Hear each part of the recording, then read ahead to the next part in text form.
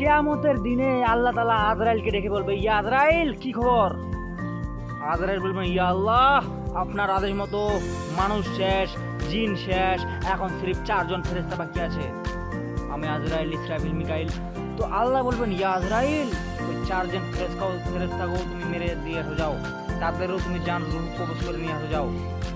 তো আল্লাহর আদেশ মতো আবার আজরাইল চলে যাবে 4 জন ফেরেশতার কাছে, সবারই জান কবজ করে আবার আল্লাহর সামনে এসে দাঁড়াবে। আবার আল্লাহ বলবেন, ইয়া আজরাইল কি অবস্থা? আল্লাহ বলবেন, ইয়া আজরাইল কি অবস্থা? আজরাইল বলবেন, ইয়া আল্লাহ, আপনার আদেশ মতো পৃথিবীর মানুষ শেষ, জিন শেষ, 4 জন ফেরেশতাও শেষ, এখন সিরিফ আমি বেঁচে আছি। আল্লাহ বলবেন, ইয়া আজরাইল, এবার তুই মর। আজরাইল কথা শুনে চমকে যাবেন। আজরাইল বলবেন, ইয়া আল্লাহ, আপনি এই কেমন কথা বলতেছেন? আমার তো কোনো মরণ নাই, আমি তো মরবো না, আমি তো মরতেই পারি না, আমি তো সবারই জান কবজ করেছি দুনিয়াতে, আমি কেমন করে মরবো?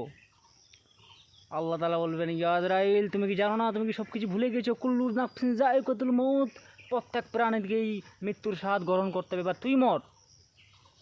তো আল্লাহর আদেশ মতো আজরাইল নিজের জানটা নিজেই কবজ করবেন ভাই। তো এত মানে চিৎকার করবেন ওই সময়। তো ওই সময় যদি ওই চিৎকার দুনিয়ার লোক কেউ শুনতো, তো দুনিয়াতে কিয়ামত ঘটে যেত। আল্লাহ তাআলা বলছেন, তো ভাই, দুনিয়াতে আসলে সবাইকে মৃত্যুর স্বাদ গ্রহণ করতে হবে। আমি বলি কি, সবাই চলেন, ভালো কাজ করি, ভালো পথে চলি, সঠিক পথে চলি, মানুষের কাছে ভালো ব্যবহার করি, মানুষের সাথে ভালো ব্যবহার করি, অবিচার থেকে বাঁচি, সুবিচার যাতে করতে পারি।